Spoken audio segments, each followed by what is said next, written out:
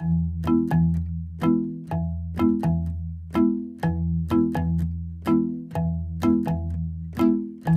бәрі оп-оңай Қайырлы таң достар, ассалаумағалейкум. Қалайсыздар? Денсаулықтарыңыз үй шамалесен ба? Бүгін бізде кезекті жабық видео сабағымыз. Тақырып біздің жан дүниемізді улайтын негативті эмоциялар жайлы болады. Соңында сіздермен бір техникамен бөлісемін.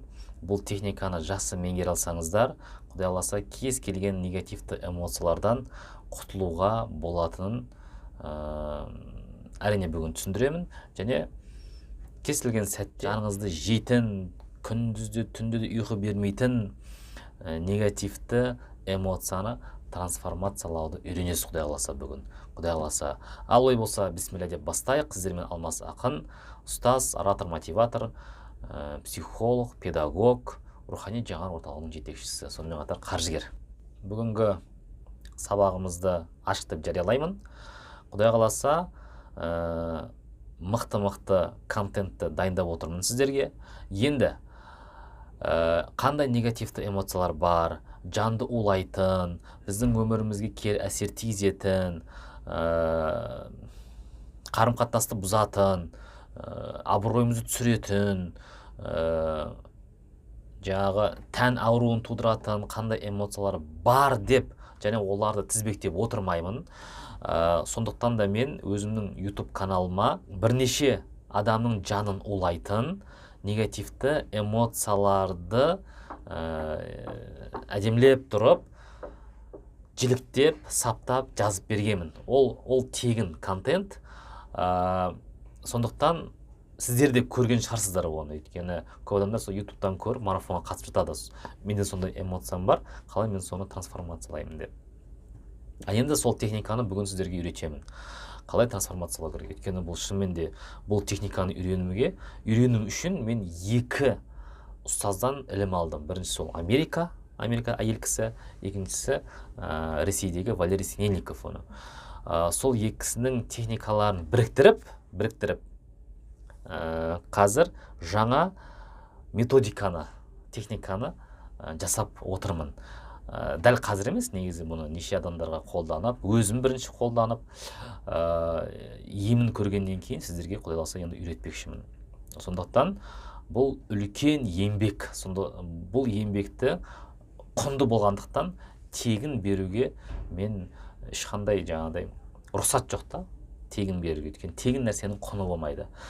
Сол себепті негативті эмоцияларға не кіреді? Оны сіздер жақсы білесіздер. Ол ашу, ол ыза, ол наразылық, ол тәкаппарлық, ол жазалау, ол айыптау.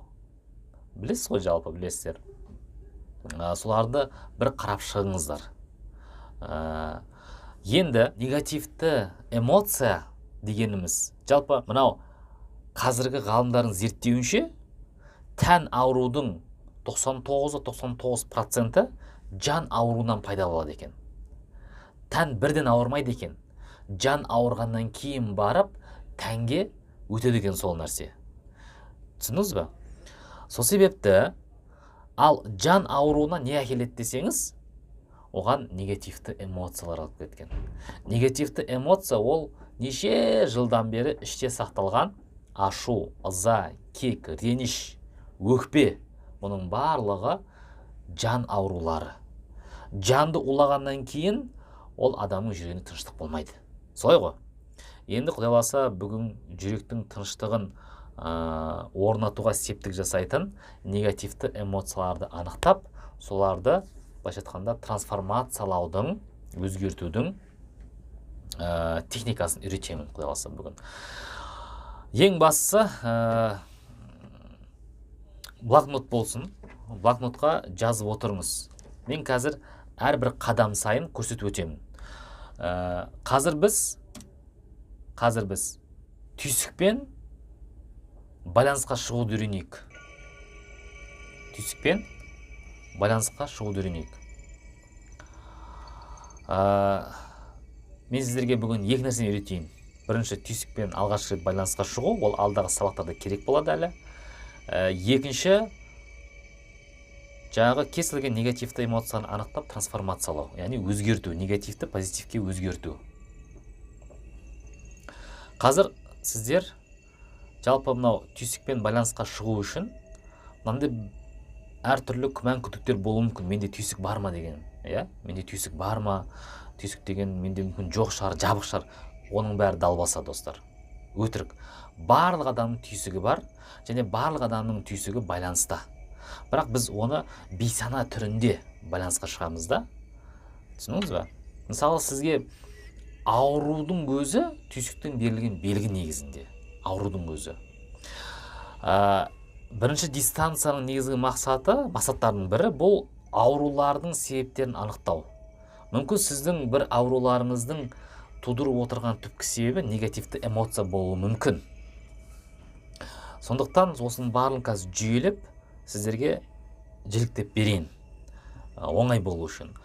Енді қараңыз, ауру дегеніміз не? Ауру бұл адамның тәні бар ғой, тәні ағзасының қалыпты жаңағы денсаулық белгісі екен. Қалыпты денсаулық белгісі, сигнал, здоровый сигнал. Мысалы, сіздің басыңыз ауырып жатыр, иә? Ол шындығында қалыпты реакция, денсаулықтың қалыпты реакциясы сізге белгі беріп жатыр да. Сен тым қатты өзіңе нагрузка алып қойдың деген секілді, демалыс жариялау керек деген секілді. Түсіндіңіз бе? Мысалы, қараңыз, сіз отқа қолыңызды жақындатқан кезде қолыңыз бірден күймейді ғой, бірақ басында не алады? Ыстық белгі береді. Тарт қолыңды, сол кезде реакция болады. Қолымызды тартып қаламыз. Ол дегеніміз не? Өйткені саусақтың басы кішкене болса да ауырды. Бұл қалыпты нәрсе. Яғни ауру бұл қалыпты белгі, сіздің ағзаңыздың сізге беріп жатқан қалыпты белгісі. Қолыңды тарт деген секілді. Кейбір айтады, мен басым ауырса, сонда басымды тарт деген сөз бе дейді. Жоқ. Яғни ол жерде басқаша нюанстар бар. Дегенмен де белгі да, белгі. Не адамды бір жаттан қорғап жатыр, не адамның бір затты дұрыс істемей жатқанын белгі беріп жатыр. Ауруды түсініп алдық, иә? Ауру бұл белгі. Окей? Сондықтан да бұрын сахабалар айтқан, ұзақ уақыт ауырмай қалса, мені Алла Тағала жақсы көрмейді деп ренжитін болған. Яғни шариғаттың өзінде ауруды не істейді? Күнәларын жуып шайып жатыр деген бір сондай позитивке жориды да. Түсіндіңіз бе? Бір жағынан, яғни белгі да ол адамға. Қателігіңді түзе, мінез құлқыңды түзе деген белгі. Өте көп адамдарда аурулардың түпкі себебін анықтаған кезде мына өмірдің заңына қарама-қайшы орнатылған мінез құлық моделі болып шығады. Мысалы, кесапат, өтірік соғу, жазалау, айыптау, өсек айту, ренжу, өкпелеу, тағы басқалар. Оның барлығы өмір заңына қарама-қайшы нәрселер. Өмірдің заңдылықтарын біз бүгіннен бастап зерттеуіміз керек, білуіміз керек. Ол мақал-мәтелдер, хадистер, аяттар. Олай болса, кеттік.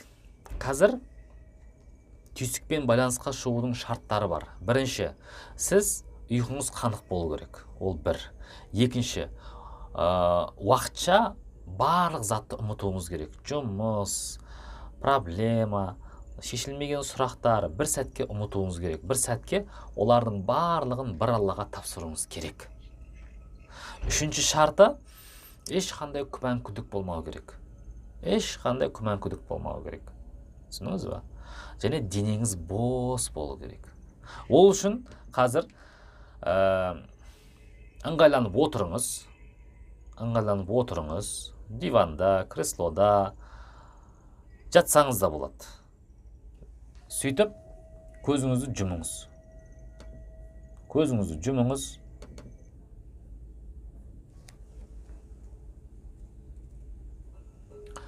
Түйсікпен байланысқа шыққан кезде жақсы бір музыка қойсаңыз да болады.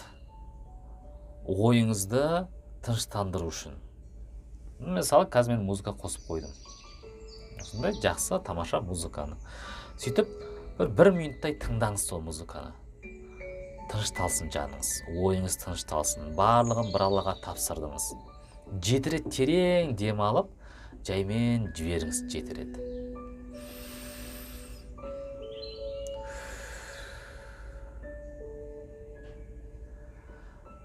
Назарыңыз демде болсын.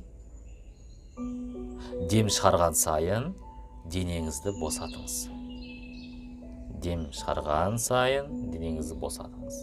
Сіздің назарыңыз демде болсын. Дем алып жатырмын, шығарып жатырмын. Бір сәтке еш нәрсе ойламаймыз. Ойымыз әппақ қағаздай тап-таза болсын.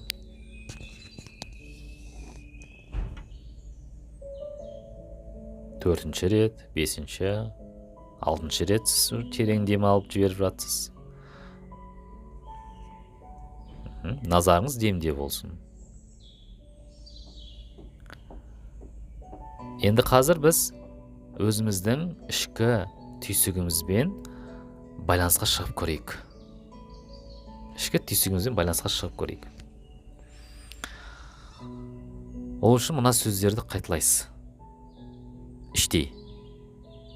Менің ішкі түйсігім менімен саналы түрде, сана деңгейінде байланыс құруға дайынсың ба? Дайын болсаң, белгі бер. Менің ішкі түйсігім менімен саналы түрде байланыс құруға дайынсың ба? Дайын болсаң, белгі бер. Күтеміз. Белгі 3 деңгейде болады. Біріншісі ол физиологиялық. Яғни аяғыңыз, қолыңыз, саусағыңыз, тамырыңыз, бұлшық етіңіз түртеді, қимылдайды, тартады, ысиды, мұздайды. Осындай белгілер болады.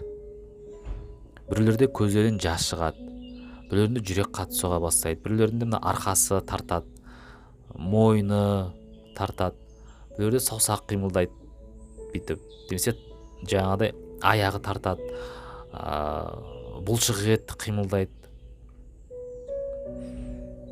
Кейде мысалы былай айтуға да болады. Менің ішкі түйсігім, егер сен менімен саналы түрде байланыс құруға дайын болсаң, оң қолымды оң жағымнан белгі бер десеңіз болады. Оң қол жағымнан, оң аяқ жағымнан деген дейді. Сол кезде сізге бір белгі береді. Бүлерде асқазан қорылдайды, әркімде әрқалай. Бірақ белгі береді. Кейбір адамдар ол белгіні түсінбеуі де мүмкін. Екінші деңгей ол эмоциялық деңгейде болады. Яғни сезім деңгейінде. Бір іштей бір кенеттен сезім пайда болады. Түсіндіңіз ба? Ол жылулық, ол ауырлық, ол жалғыздық, ол бақыт, тыныштық, әркімде әрқалай сезім пайда болады. Ал үшінші деңгей ол фантазия, ол елес, бейнелер пайда болады. Көбелектің бейнесі, немесе бір ағаштың бейнесі, немесе бір іс-қимылдардың бейнесі пайда болады. Әркімде әрқалай. Менде әдетте фантазия, яғни елес болып, бейне түрінде белгі болады. Сосын сезім деңгейінде ішкі дауыс келеді. Іштей дайынмын, байланысқа шықтым деген секілді ішкі дауыс естіледі. Іштей дауыс сезесіз кәдімгідей. Мінекей. Міне осылай белгіні күтесіз. Кейбірлерде енді байланысқа шықпауы да мүмкін. Не үшін? Өйткені дайын болмауы мүмкін сіздің түйсігіңіз. Өйткені неше жылдан бері сіз байланысқа шықпағаннан кейін бірден байланысқа шықсаңыз, неше жылдан бері түйсігіңізді тыңдамай келіп бірден байланысқа шықсаңыз, сіздің түйсігіңіз жаңағыда күмәнмен, күдікпен шошынып қарауы мүмкін. Ол еш нәрсе етпейді, ол қалыпты нәрсе. Ол кезде сіз сұрайсыз, менің ішкі түйсігім қанша уақыттан кейін мен байланысқа шыға аламын деп. Қанша уақыттан кейін мен қайтадан сенімен байланысқа шығайын? Бір күн ба, бір сағат па, әлде 2-4 күн ба деген секілді. Түсініңіз ба? Осылай сұрақ қойыңыз. Түйсігіңіз ол сіздің бір қызметкеріңіз секілді, досыңыз секілді қабылдаңыз. түсіндіңіз? Ол сіздің бір бөлшегіңіз. Ол да сіздің ішкі жан дүниеңіздің бір бөлшегі. Бөтен біреу емес. Сондықтан ең жақын адамыңыз секілді араласыңыз онымен. Белгі берген болса, міндетті түрде рахмет айтыңыз түйсеңізге. Бұл үлкен жұмыс болып табылады. Үлкен жұмыс болып табылады. Белгі бермесе, еш нәрсе етпейді. Мен өзім 3 күнде зорға байланысқа шыққанмын. Мен өзім. Түсіндіңіз ба? Сондықтан белгі берсе, өте жақсы. Белгі бермесе, өте жақсы. Еш нәрсе етпейді. Ең бастысы, сізде нәтиже бар. Келістік қой, тамаша, бәрекелді. Қазір енді байланысқа шыққан болса, түйсеңізге, өзіңізге бір Аллаға, маған шынайы түрде рахмет айтыңыз. Өйткені бұл қаншама адамдардың қол жеткізе алмай жатқан дүниеге сіз қол жеткіздіңіз. Түсіндіңіз ба? Түйсікпен жұмыс жасау, міне осыдан басталады негізі. Бәрекелді. Құттықтаймын. Бұл бүгінгі сабағымыздың бірінші бөлімі. Түйсікпен байланысқа шығуды үйрену. Түсінікті ғой, түйсікпен байланысқа шығу осылай басталады. Түйсігіңіз ол сіздің бір бөлшегіңіз. Ол сізге ешқашан жамандық тілемейді, сізге әрдайым жақсылық тілеп отырады. Біздің түйсігіміз, міне, денемізді басқарылғандықтан біздің денеміз арқылы белгі береді. Эмоция арқылы белгі береді. Немесе жаңағыдай бейне арқылы белгі береді. Әркімдер қалай. Бәрекелді. Түйсікпен байланысқа шығудың жаңа 3 шартын ескеріңіздер әрдайым, өйткені оның 3 шарты бар. Сол 3 шартын ескере отырып істесеңіздер, түйсігіңіз міндетті түрде байланысқа шығады. Енді кез келген сұрақты қойып, кез келген мәселеңіз шеше аласыз деген сөз. Тамаша емес пе? Бірнеше рет оны қайталағаннан кейін, сіз тіпті таксиде отырып, автобуста отырып, сабақта отырып, байланысқа шығып, дереу мәселелерді шеше аласыз. Бірақ егжей-тегжей жаңағыдай ұсақ түйек мәселелерді шешудің керек емес. Маңызды мәселелерге байланысты шықсаңыз болады. Түсінікті ғой, тамаша, бәрекелді. Енді кез келген эмоцияны, негативті эмоцияларды анықтап трансформациялаудың техникасын үйренейік. Ең бірінші, сіз проблеманы анықтауыңыз керек. Бірінші қадам, жазып алыңыздар. Бірінші қадам проблеманы анықтау. Проблема анықтау дегеніміз қалай болады? Мысалы, сіз үйге барған кезде жолдасыңыз немесе күйеуіңіз сізге бас салып ұрса бастады, сын айта бастады, наразылық білдіре бастады, тағы басқа. Сізді мүлдем тыңдап жатқан жоқ. Міне, бұл проблема енді, қарым-қатынас проблемасы. Сізді айыптап жатыр, жамандап жатыр, тағы басқа. Сізде автомат түрде ашу туындайды. Яғни, сіздің ашу пайда болды. Нәтижесінде жауап қайтарсаңыз, ол ары қарай ашу ұшығып, ерте ме кеш пе үлкен бір қақтығыстарға алып келуі мүмкін. Бірақ жаңағы ана кісінің айтып жатқан сөздері, наразылықтары сіздің наразылығыңызды тудырады да. Неге ол маған өйтіп жабысты, неге ол мені өйтіп жатыр деп. Мысал ретінде мынандай бір екі ситуацияны айтайын. Біріншісі, осы өткен шақтарда әрдайым мен жұмыс жасағаннан кейін, мысалы, неше жылдан бері мен түйсікпен жұмыс жасап келе жатырмын, белгілі бір уақыттардан кейін бәрібір бір проблемалар шығады. Ол қайта жақсы. Ол дегеніміз сіздің дамуыңызға белгі деген сөз. Проблеманы белгі деп қабылдаңыз. Яғни менде соңғы уақыттары осы сала бойынша даму тоқтап қалды. Яғни менде ішкі бір бөлшегімде негативті эмоция бар. Соны көрсетіп жатыр мына проблема. Осы арқылы мен соны шешсем, бұл проблема өзімен өзі шешіледі. Түсіндіңіз ба? Өйткені біздің өмірімізде болып жатқан кез келген проблема, қуаныш, тағы басқалар ситуациялардың барлығы ол ішкі жан дүниеміздің сыртқы көрінісі ғана. Түсіндіңіз ба?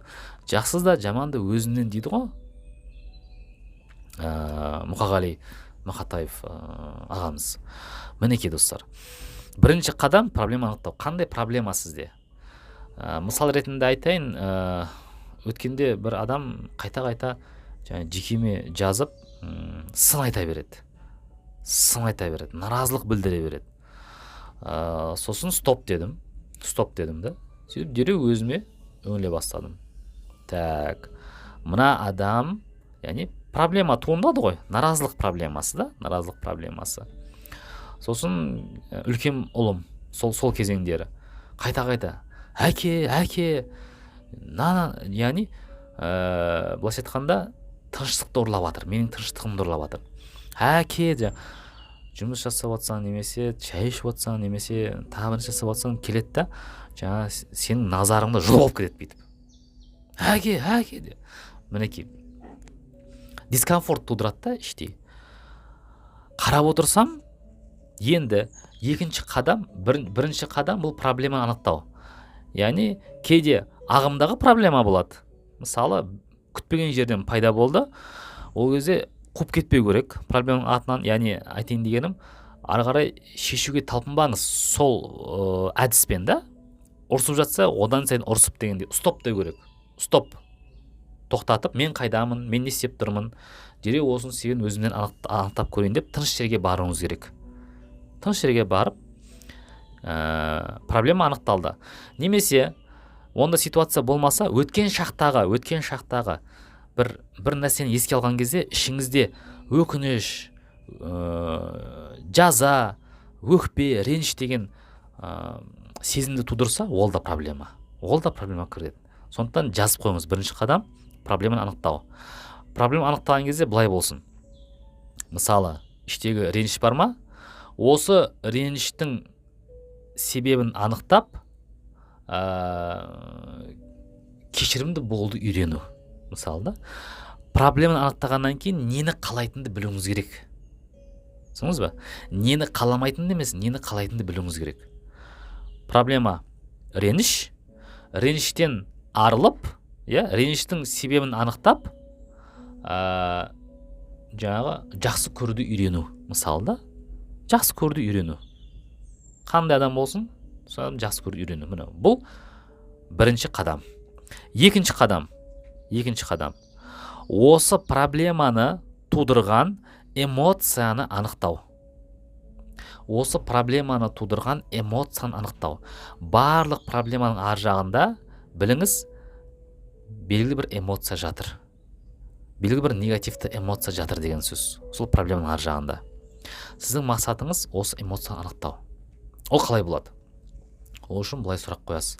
Ішкі түйсігіңізге. Сіз уже түйсікке байланысқа шығып қойдыңыз.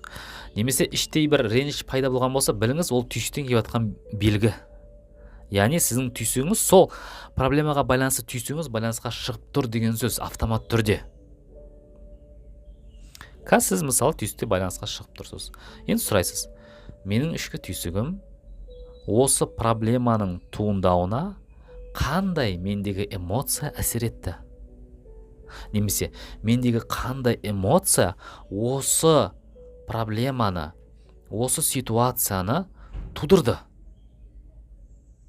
Осы сұрақ қоясыз. Кейде анық болады. Кейде сұрақ қоймай-ақ белгілі болады. Ол ашу, ол наразылық, ол реніш, ол өкпе болуы мүмкін.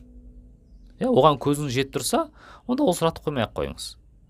Ал көзіңіз жетпесе, онда сұрақ қойыңыз. Бұл проблеманы тудырып отқан қандай мендегі эмоция тудырып отыр? Түйсік жауап береді, наразылық деп, өкпе деп. Менде наразылық деп шықты. Жаңа ғана кісіге байланысты.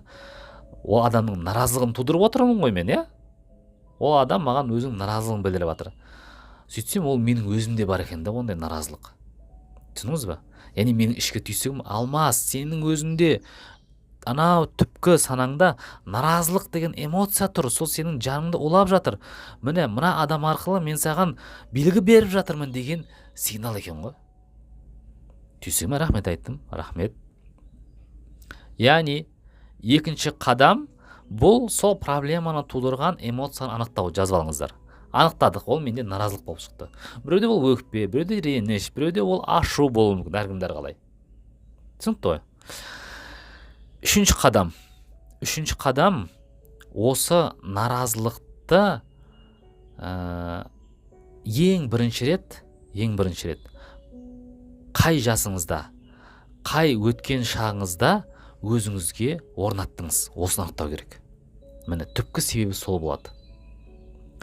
Онда былай сұрақ қоясыз: менің ішкі түйсігім ең бірінші рет мен қай жасымда осы наразылықты сезіндім? Қай жасымда мен осы наразылықты өзіме орнаттым? Кім арқылы орнаттым? Қандай ситуация арқылы орнаттым деп сұрақ қоясыз және күтесіз. Өзіңіз бір талпынып ізденбейсіз. Сұрақ қоясыз түйсікке және күтесіз. Түйсігіңіз ерте ме кеш пе сізге жауап береді. Кейде сол сәтте жауап береді. Әдетте сол сәтте жауап береді 3-4 секундтың ішінде. Ал кейде 1 күннің ішінде, 1 сағаттың ішінде жауап береді. Ал кейде түс арқылы береді. Түсіндіңіз бе? Егер 2-3 минуттың ішінде жауап келмесе, онда түйістен сұрайсыз: қанша уақыттан кейін маған жауап бересің деп.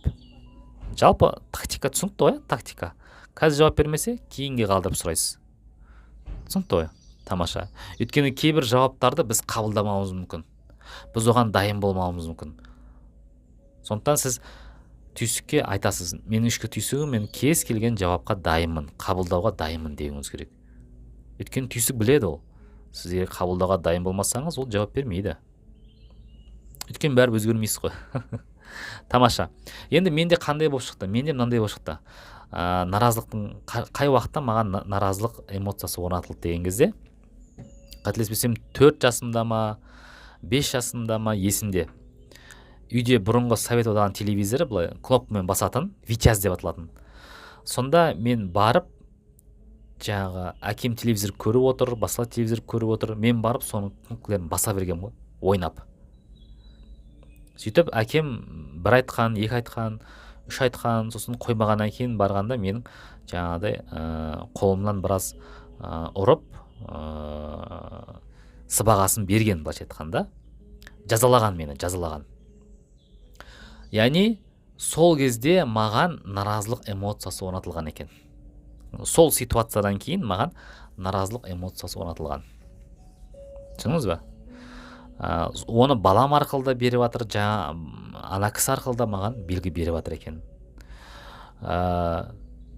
Бұл не? 3-ші қадам. Сол негативті эмоцияның ең бірінші алғаш рет орнатылған кезең қай уақытта? Кейбіреуіңізде ол шықпауы мүмкін.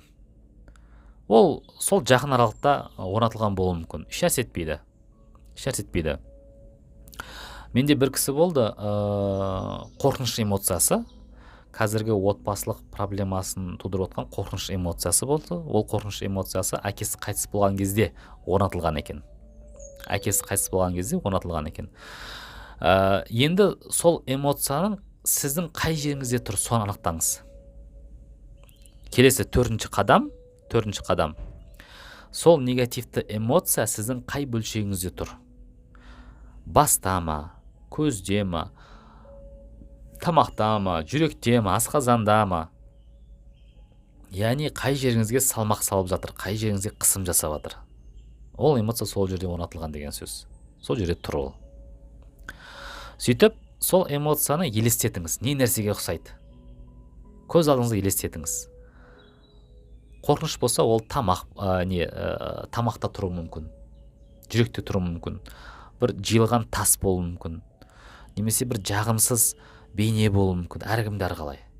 Соны елестетіңіз. Көз алдыңызда бір 30-50 сантиметр көлемде көз алдыңызда елестетіңіз. Не нәрсеге ұқсайды? 4-ші қадам осындай. Яғни біздің эмоциямыз не нәрсеге ұқсайды? Осы арқылы біз бұл эмоцияның ар жағында біз үшін қандай өмірлік мәні бар сабақ жатыр, соны анықтауымыз керек. Түсіндіңіз бе? Эмоцияны анықтадық, өткен шақта қай уақытта орнатылған, енді ол нәрсе қай жерімізде тұрған анықтадық, және оны елестетіп бейнеледік, бір нәрсеге ұқсайды, немесе сезім арқылы бейнеледік. Бейнелеңіз, не нәрсе ұқсайды, не сезесіз оны еске алған кезде, есіңізге түсірген кезде, қараған кезде не сезінесіз? Сол негізі. Немесе эмоцияны елестете алмасаңыз, онда жаңағы ситуацияны аласыз. Енді менде ситуацияны алдым.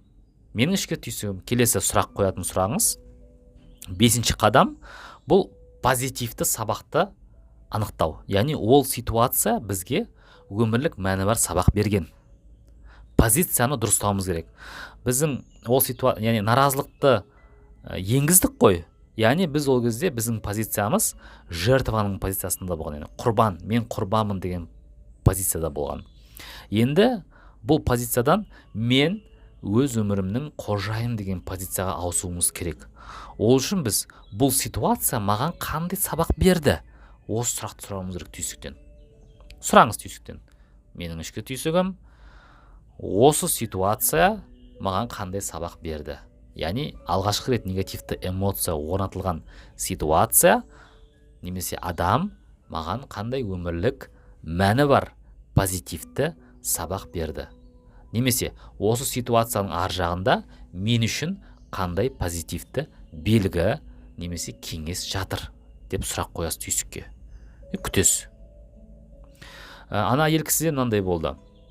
Ол кісіде мынау жаңағы әкесінің қайтыс болған кезеңдегі қатты қорқынышы, тамағында тұрған комок, тас, елестеткен кезде тас болды. Сөйтіп сол тастың ар жағында қандай өмірлік мәні бар сабақ жатыр деген кезде жеңілдік деген сабақ шықты. Жеңілдік деген сабақ. Сөйтсе, мынандай сабақ берген екен сол кезде өмірлік мәні бар сабақ ретінде. Әрбір қиыншылықтың артында не бар? Жеңілдік бар. Ол Құранның аяты негізінде. Әрбір қиыншылықтың артында жеңілдік бар деген өмірлік мәні бар сабақ берген екен ол кісіге. Қалай соны түсінді? Ана кісідегі мына тамағындағы комок кетті. Көрдіңіз бе? Ең бастысы біз сабақ алуымыз керек ол ситуациядан. Сабақ алуымыз керек. Сондықтан да біз 90 марафонда күнде бүгін қандай сабақ алдыңыз? Бүгін қандай 3-5 сабақ алдыңыз деп сұрақ қоямыз. Үйретуіміз керек өзімізді. Ал мен ол ситуациядан қандай сабақ алдым? Яғни жаңағы 4-5 жас кезімдегі әкемнің наразылығынан, сосын одан маған жұққан наразылықтан, сол ситуациядан қандай сабақ алуым керек еді деген кезде мынандай айтты.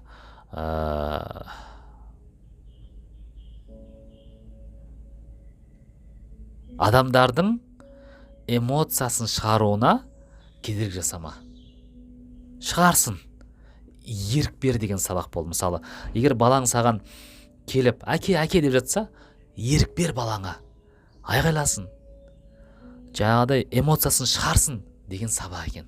Кейде біз баламызды түш, жай, айғайлама дейміз ғой. Ол дұрыс емес екен. Бала сөйтіп өзінің ішкі болмысын көрсетеді екен ғой сыртқа. Міне көрдіңіз бе? Мен де сол кезде сөйткен екенмін да. Көрдіңіз бе? Бірақ әкем оны дұрыс түсінбеген. Әкеме ешқандай реніш жоқ, ата-анамызға ренжімейміз. Қайта керісінше әкеме рахмет айттым, маған өмірлік мәні бар сабақ берген үшін. Сөйтіп сол ситуацияға қатысқан адамдарға, Алла тағалаға, өзіңізге маған рахмет айтуыңыз керек. Сабағын алғаннан кейін. Басында сабағын түсінбеуіңіз мүмкін. Есіңізде болсын, сабақ әрдайым позитивті нотада болады. Сіздің жүрегіңізге сонда ғана тыныштық орнайды. Яғни ол негативті эмоцияны басып жаулап алатын, позитивті эмоцияны тудыратындай күшті өмірлік мәні бар сабақ болады да. Осы екен ғой, мен түсінбей жүрдім. Сонда ғана жаңағы сабақты қабылдайсыз, негативті эмоция өзі кетеді. 100% қабылдауыңыз керек ол сабақты. Осы екен ғой деп. Көрдіңіз бе? Сосын рахмет айтасыз түйсігіңізге, өзіңізге, Алла тағалаға, маған, жалпы сол ситуацияға қатысқан адамдарға. Бұл не? 5-ші қадам ғой енді. Келесі 6-ші қадам. Негативті эмоцияны, ситуацияны жіберу. Сабағын алғаннан кейін енді оны жіберу керек. Іштей былай айтасыз. Мен бұл негативті ситуацияны, негативті эмоцияны өз еркіне жібердім. Енді бұл маған еш қажеті жоқ. Өйткені мен өзімнің сабағымды алдым. Шынымен де, енді бұл сізге қажет жоқ. Сіздің түйсігіңіз айтады, болды, қожайынға бұл қажет емес, өйткені сабағын алды дейді да, оның орнап жаңа позитивті сабақты, позитивті нотадағы эмоцияны орнатады. Болды. Бар жоқ осы ғана.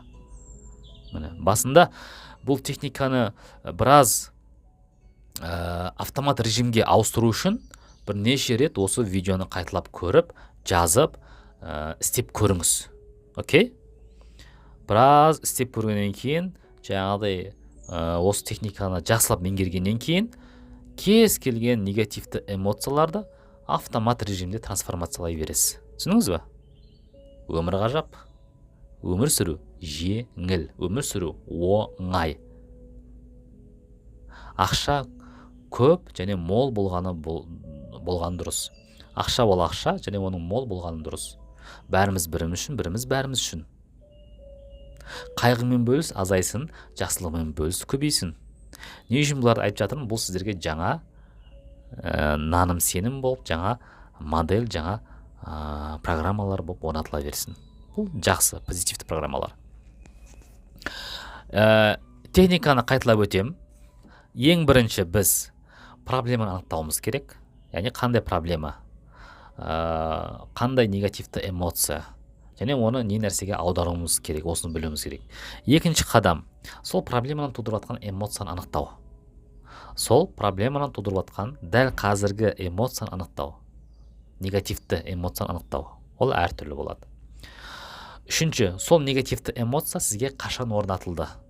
Қай жасыңызда, қай өткен шақта, қай ситуациядан, кім арқылы?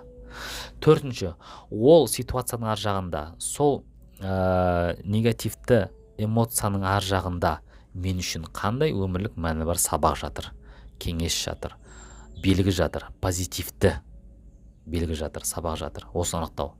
Бесінші, жаңағы сабақты анықтағаннан кейін негативті эмоцияны жіберу, сабақты не істеу? Қабылдау. Сабақты қабылдау. Алтыншы, негативті эмоцияны өз еркіне жіберу. Өз еркіне жіберу. Негативті эмоцияны өз еркіне жіберу. Негативті эмоцияны өз еркіне жіберген кезде қай жеріңізді қысып тұрды, сол жеріңіз босап жеңілдейді. Бұл жақсы. Бұл тамаша. Немесе жағы тас басқа нәрсеге айналып кетуі мүмкін. Ана кісі айтты, тас екіге бөлініп, жаңағы үгітіліп кетті дейді.